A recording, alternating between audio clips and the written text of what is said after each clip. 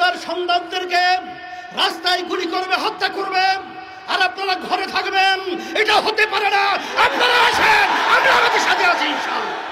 আবু সাঈদের হাতে কোনো অস্ত্র নেই, ওর হাতে কোনো লাঠি নেই, ও একটা মেধাবী ছাত্র, ওর কোনো সন্ত্রাসীর কোনো তালিকা ওর নামে নেই।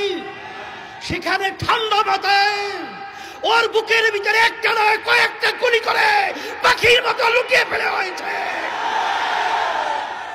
আর সেটা আমরা বসে বসে দেখবো, আর সেটা আমরা সহ্য করব? এটা হতে পারে না, হতে দেওয়া যায় না। এর প্রতিবাদে রাস্তায় নামতে হবে। খুনিদের বিচার বাংলার জমিনে করতেই হবে। শুধু তাই না, তাদের বক্তব্যের কারণে আজকে এই হত্যাযজ্ঞ বাংলাদেশে ঘটেছে। আপনারাই আপনাদের সন্ত্রাসীদেরকে উস্কিয়ে দিয়ে আমার নিরীহ ছাত্রদের উপরে, ছাত্রীদের উপরে গুলি করে, রান্না চালিয়ে, তাণ্ডব চালিয়ে বাংলার ইতিহাসকে কলঙ্কিত করেছে। আমরা এই দেশের মাটি জন্মগ্রহণ করেছি, আমরা এই দেশের সন্তান, আমরা এই দেশেই থাকব। সন্ত্রাসীদেরকে বাংলার জমিন থেকে উৎখাত করে ছাড়বো ইনশাআল্লাহ। আকাশ সকলকে আহ্বান করব, আসেন আজকে বুদ্ধিজীবী, শিক্ষাজীবী, রাজনৈতিক যত পেশার নেশা যারা আমরা বাংলাদেশে বসবাস করি, আমরা এই অন্যায়ের বিরুদ্ধে, এই অন্যায়ের হত্যার প্রতিবাদে, এই জালিমদের বিরুদ্ধে একসঙ্গে যদি ঝাঁপিয়ে পড়ি, ওরা বাংলার জমিনে থাকার সুযোগ পাবে না ইনশাআল্লাহ। এই আহ্বান আমি সকলকে করছি, আসেন।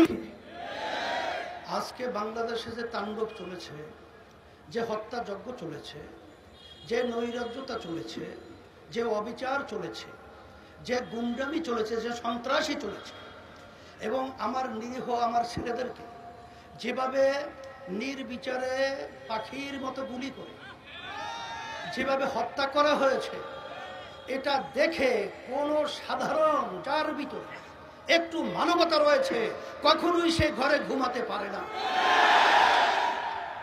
তারই অংশ হিসেবে আজকে আমরা রাজপথে এসেছি।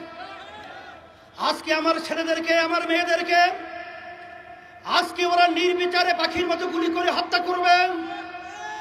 আমি বিশেষ করে আমার ছেলেদের, আমার মেয়েদের গার্জিয়ানদেরকে, অভিভাবকদেরকে বলবো, সাথে সাথে আজকে কোন দেশে আমরা বসবাস করছি।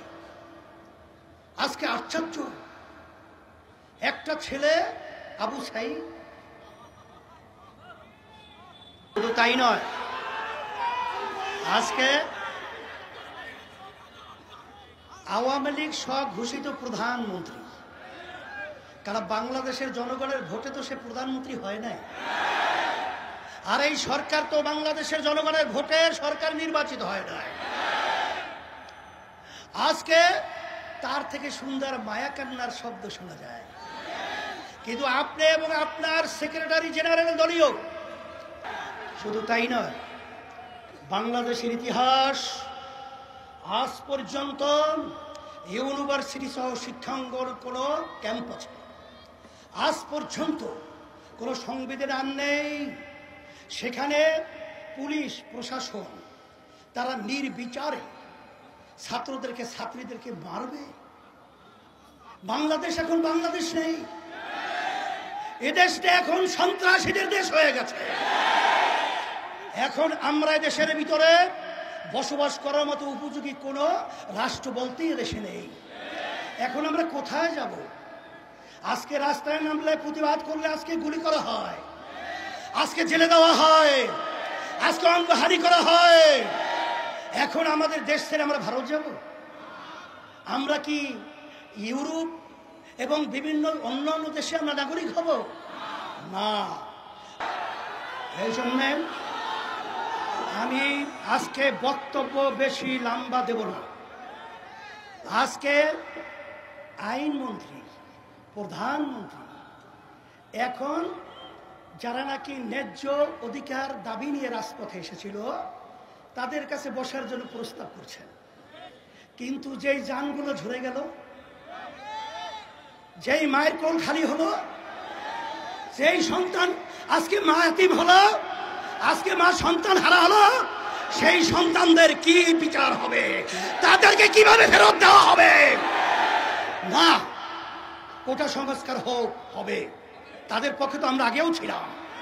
কিন্তু আজকে আমার প্রশাসন ভাইদেরকে বলবো, কোন হৃদয়বান মানুষ যার একটু বিবেক রয়েছে, সে তার গুলি নিয়ে তার সন্তানের বুকে গুলি করতে পারবে?